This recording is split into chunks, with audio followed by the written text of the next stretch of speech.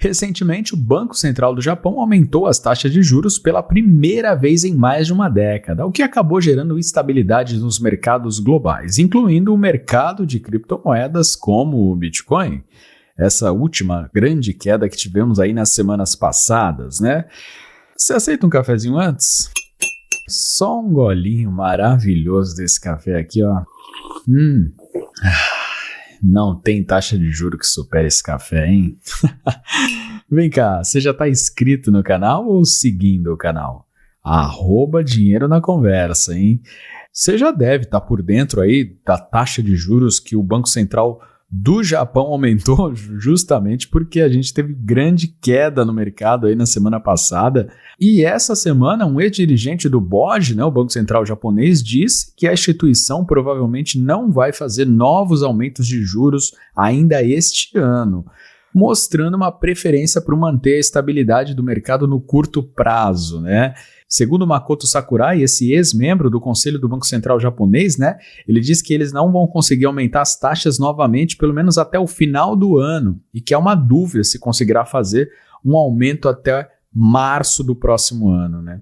Para quem está por fora, né, esse aumento foi o que causou aí boa parte da queda na semana passada, né? No dia 31 de julho, né, o BOJ aumentou suas taxas de juros principal de cerca de 0% que estava para 0,25%. O primeiro aumento em mais de 10 anos. Tem ideia disso?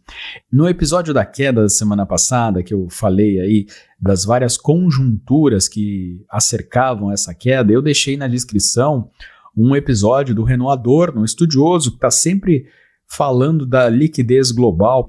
E como aqui no Dinheiro na Conversa a gente gosta muito também de deixar materiais para aprofundar sobre determinados assuntos, eu deixei na semana passada o episódio do Renaud Adorno falando a respeito desse acontecimento no Japão. Mas hoje o ex-dirigente aí comentou, né, e o cara que trabalhava lá, né, então ele comentou que provavelmente eles vão recuar mesmo, né, não vão aumentar mais, né, mas para quem não sabe, né, isso foi uma parte aí das grandes quedas que ocorreram na semana passada, né, esse movimento de aumentar a taxa de juros, né, fez com que o iene japonês se valorizasse, né, a moeda japonesa se valorizasse, causando a reversão aí de uma estratégia comum chamada carry trade. Você já ouviu falar?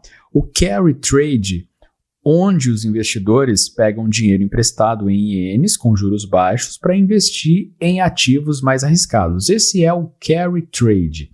Essa prática ocorre geralmente dessa forma, né? Ou seja, imagina que você pode pegar dinheiro emprestado com juros zero praticamente, bem baixinho, quase nada para você pagar. E aí você pega esse dinheiro e compra uma casa ou até mesmo ativos financeiros como ações, e essas ações sobem. E você vende essas ações. Ela subiu, você ganhou dinheiro, certo? Você paga tranquilamente seu empréstimo e ainda por cima ganha uma grana extra. Imagina só, esse é o carry trade, é o que a gente chama no mercado financeiro de carry trade, que inclusive muitas instituições financeiras mundo afora fazem isso, fazem muito essa prática. Mas foi exatamente isso que rolou todo esse tempo em juros baixos no Japão. Investidores pegando dólares lá barato para comprar ativos nos Estados Unidos, por exemplo, né? Entre esses ativos, ações, criptos, fundos. Porém, muitos ainda não tinham realizado e nem vendido suas posições, portanto não tinham pago empréstimos aos juros baixos que eles tinham feito, certo? Mas quando o Banco Central japonês aumentou os juros, o empréstimo ficou mais caro, que é isso que acontece. Você tem uma dívida que é baseada nos juros do país, nos juros que o Banco Central de cada país define, quando você pega o dinheiro emprestado no determinado país, certo? E aí muitos tiveram que vender suas posições, porque a dívida aumentou, né? Posições em ações, em criptos, tudo lá nos Estados Unidos, né? Para pagar o empréstimo que tinham feito dentro do Japão na época que os juros estavam baixos. Isso explica muito, em parte, como eu falei, a queda, né, que tivemos esses dias. É claro, voltando, é um resumo aqui de forma bem simples para ficar bem fácil, mas basicamente parte do grande movimento que a gente teve foi mais ou menos isso. Como eu disse, eu deixei lá no episódio da queda da semana passada, eu já tinha deixado o Renaud Adorno explicando para vocês, explicando mais a fundo para quem gosta de saber mais, né? Mas essa mudança na taxa de juros do Japão, ela derrubou os mercados, né? Como a gente falou. E como eu te expliquei, por conta dessa venda em massa de ativos, né? Porque quando a gente fala de mercado tradicional, a gente está falando de trilhões de dólares, né? Diferente do mercado de cripto, que é um pouco menor, né? Mercado de cripto, quando a gente compara com o mercado tradicional, a gente está realmente falando de um mercado muito maior, no caso do mercado tradicional, né?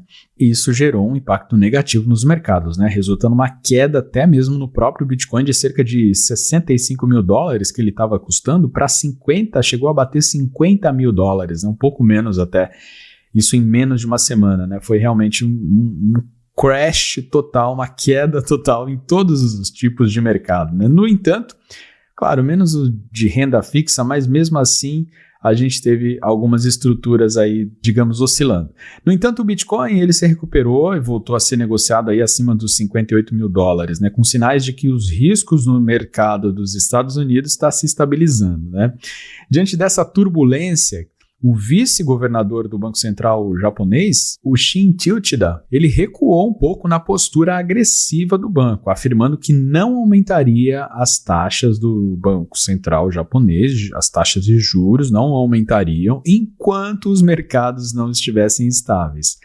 O Sakurai, né, um ex-membro do Banco Central japonês, considerou as observações do vice-governador do Banco Central, o Uchida, né, apropriadas. Ele falou que foi bastante apropriado isso, né? Lógico, né? Destacando que a estabilização do mercado é muito importante no momento. O Sakurai também mencionou que o Banco Central japonês está mudando de uma política de estímulo monetário excessivo, né, para um estímulo mais moderado, porque, para quem não sabe, o Japão está digamos, estimulando a economia há muitos anos, né? A começar pela própria taxa de juros, que não era uma taxa alta, ou seja, não era uma taxa, a gente está falando de taxas em zero, né, que estava antes, né, então basicamente era um estímulo, né, com as taxas de juros estão em zero, precisamente em zero, é realmente um estímulo total à economia. Você tem muito mais circulação financeira nesse sentido de você pegar empréstimos a mais barato, né, custo muito mais barato e poder acabar gerando também a inflação, enfim, e por aí vai, né? Mas o Sakurai fala que o maior problema foi o presidente do Banco Central japonês, o Kazuo Ueda, não conseguir comunicar claramente que o Banco Central manteria essa política de estímulo, né? Enfim, é o que a gente fala sempre por aqui, né? Que o dinheiro, o primeiro episódio, inclusive, eu falo isso, né? O dinheiro é uma questão de oferta e demanda, seja a moeda que for, seja o investimento que for. Mas para quem não tinha entendido exatamente como que funcionava, né, essa prática, né, essas práticas, inclusive várias instituições financeiras fazem, é mais ou menos nessa linha. Mas e você, já sabia disso? Já conhecia esse tipo de movimento no mercado? Conta aqui embaixo. Aquele abraço e até o próximo, hein?